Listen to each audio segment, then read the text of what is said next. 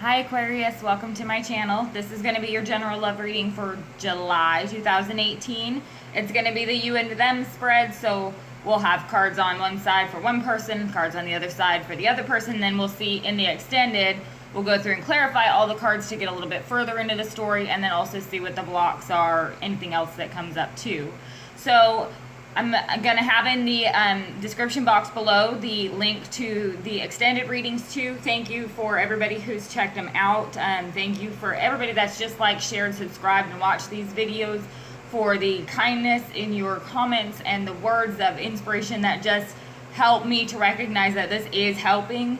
It does take up quite a bit of energy and sometimes takes time away from my son. So, you know, knowing that it's helping, knowing that it's reaching people that need to hear it really does help me. So thank you so much for everybody who's done that, and those who have, you know, let me know their difference in opinion too. That's helpful as well. So anyways, without further ado, I'm going to go ahead and jump into this. Please watch this. Is for sun, moon, rising sign of Aquarius. Also could be for Venus sign. I mean, it can be literally, if it resonates with you, it's probably meant for you. For the most part, you know, all of this is based off of energy. We all embody energy of every single sign in the zodiac. So that's why those signs to me aren't really as strong or prevalent in the messages so much as if you come across it and it's resonating with you, then it's meant for you because it's the energy that we're picking up. Anyway, so let's jump into it and see what's going on.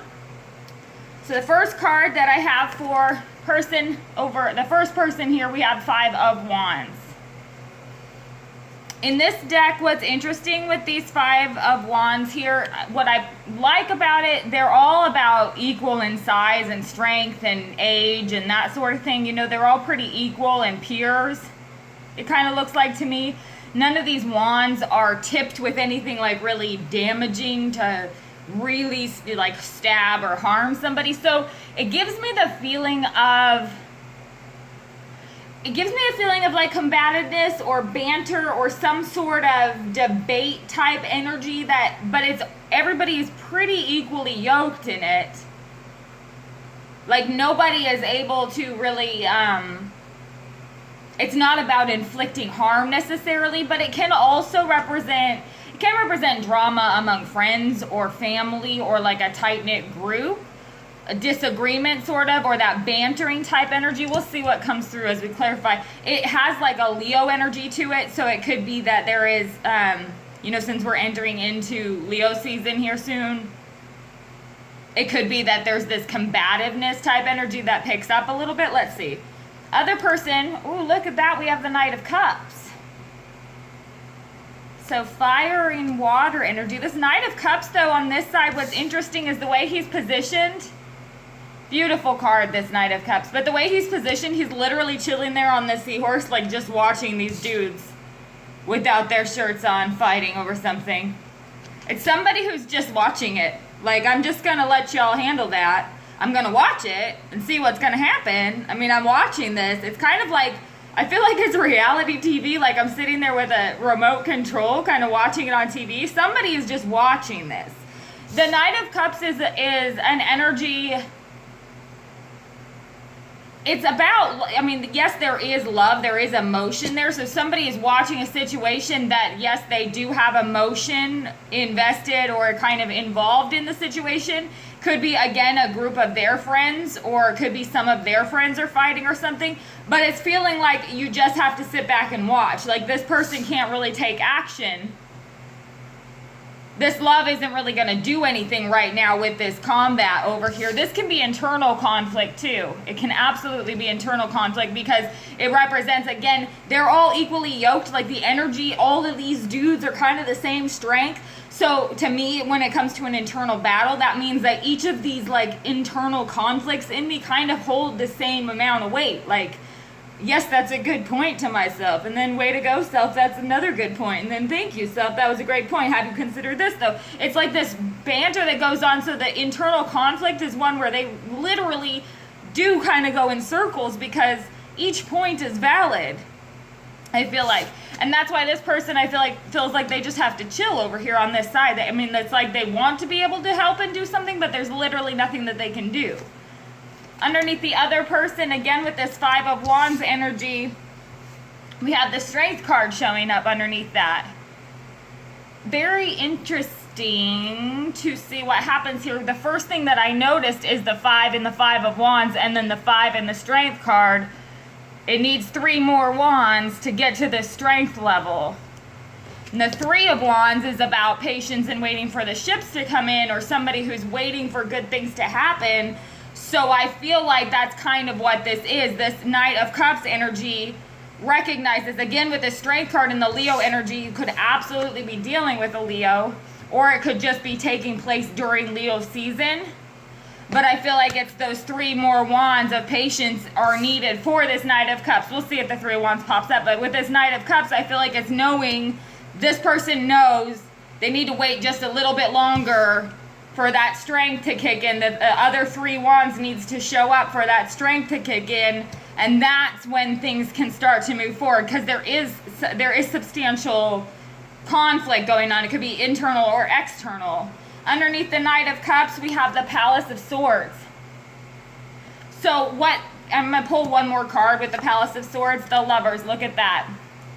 Strong Gemini energy. This could definitely be, though, with this Palace of Swords, is definitely Aquarian energy. So this could be y'all on this side.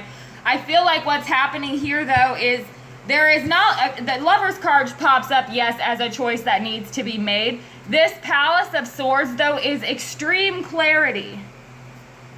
The Palace cards represent like a mind space that in this deck to me. That can be a physical space, can be a literal physical space, or a mind space, like a head space. So to me, this Palace of Swords head space is all about the logic, all about what is logical, what is based in intellect, and very, because the Knight of Cups is already here, so the emotion is here, but the actions have to be based on the intellect or what is logical. And I feel like there is knowledge on this side, this Knight of Cups energy. There's knowledge on this side that a decision has to be made with this Lovers card, and it is in regards to love. Again, with the Lovers and the Strength card, these are both about like a balance in the yin and yang energy. That's very much what the Strength card is, the feminine energy balancing the masculine energy. And then here you have the masculine and feminine energy here as well. The love exists here, but it's about recognizing either this person on this side knows that the decision has to come from this individual on this side, and they are dealing with some internal conflict but finding balance, or it's a knowledge that this person needs to get their own clarity and make a clear decision before they can go in and make this offer towards this Strength and 5 of Wands person. So it could be 2 different scenarios going on, because I feel like for some of you, this 5 of Wands and this Strength card, this internal conflict and the Strength card has to do with the fact that they may be the one waiting for these 3 other wands. Remember how I picked up this 5 and 5 here? I feel like we're still waiting. The 3 other wands is still waiting. This person is still waiting for this individual to make a move or make a decision. So it could be either way. There's 2 different energies that I pick up there, but it is about knowledge that a decision has to be made. Underneath this Strength card and the 5 of Wands, we have the Queen of Swords. This is a beautiful Queen of Swords too. So if this is you, which it definitely can be, Aquarius, if this is you, this Strength card, what I love about these cards too is especially the female cards in these, they all carry the same facial expression. No matter which way they're facing, it's kind of the same intensity in their facial expression. She's ready to do battle. She'll fight if she has to. And this is somebody on this side who does have an immense amount of strength in the situation. I feel like this is somebody who recognizes that masculine feminine balance between these 2 parties. And again, it can be any type of relationship. It could be same sex or whatever. There's still a balance of masculine and feminine or yin yang energy that's happening. And it's also a very clearly understood or articulated stance. This internal conflict, excuse me, this internal or external conflict whatever this peanut gallery has been. The Strength card stepping in to bring balance to the situation brings extreme clarity with this Queen of Swords. So this is somebody who's in their element with the truth there at that point. Could be you or the other person, but this is definite truth. And she's kind of cradling the sword. But again, anytime I get the Queen of Swords, I always get this energy of somebody who can be very loving and can also move her hand real quick and slice you in half. You know, I mean, it's just this very, very abrupt type of energy because it's so clear. There is only, you know what I mean? It's like it is this way or is not this way. It's very, very clear. So let's see what the card is underneath Lovers, Palace of Swords, Knight of Cups, Eight of Wands. So look at that. This is the communication. This is somebody doing something about it. Okay, so we have this Knight of Cups over here facing this Five of Wands who's just kind of chilling and watching this happen. He's thinking about it, but I feel like since this Knight of Cups is kind of sitting there watching this internal conflict happen, it's like not wanting to ride right into the midst of it. Someone on this side, I feel like with that Knight of Cups, either if they're not waiting for you, you may be waiting for them, and this was the wrong time. In their mind at this point, it's kind of like, if I ride into there right now, I'm going to end up right in the middle of all them wands. I don't really want to do that. But it's a definite thought because he's watching. He is watching it happen. And then after that, the next cards we have are the Palace of Swords and the Lovers that show up underneath this. So there's definitely love there, but it's also a knowledge of there needs to be clarity, and that clarity I feel like comes through. But the clarity had to happen on both sides, and a decision has to be made. I don't care which side it is a very clear-cut decision that has to be made, and there may be communication to that, you know, to that fact that, look, this just needs to be a decision made, and it needs to be clear. Like, that's literally all I'm asking. It's kind of like that. And then we have this Eight of Wands, which is the communication. I feel like this is definitely communication going on here. So it's fast moving and it's clear cut, whatever it is. I feel like it's really balanced too, but there is emotion. There is Sagittarius energy there too. So it's kind of passionate and emotional, but it's logical at the same time. So again, trying to find this balance. Because the energy of this relationship, you've got the King of Wands. There's strong Leo energy here. There's also strong you know, any other fire sign. We've got every single sign showing up, but this King of Wands, what's interesting about the King of Wands, what I like that's interesting about this King of Wands in this deck, and it's very strong Sagittarius and Aries energy, but there's a ton of Leo here too in this reading, so it could be any of those signs, but again, it can be any sign just embodying this energy. What's interesting though, what I love about this King of Wands is he has also an interchangeable expression. It can be one that appears very gentle, but if you look at it just a little bit differently, he also looks like he's about to go to war. You know, there's so much fire behind it, it can be taken kind of either way.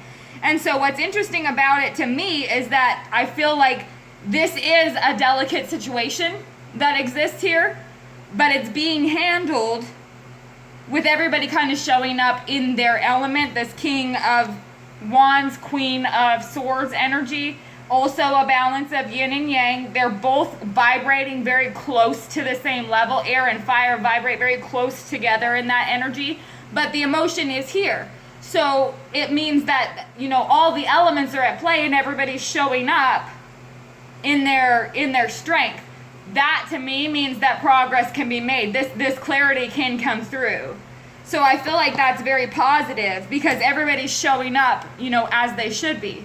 So we'll see in the extended what else pops up, but thank you so much for tuning in. Let me know if this is resonating with you, and I will speak with you soon.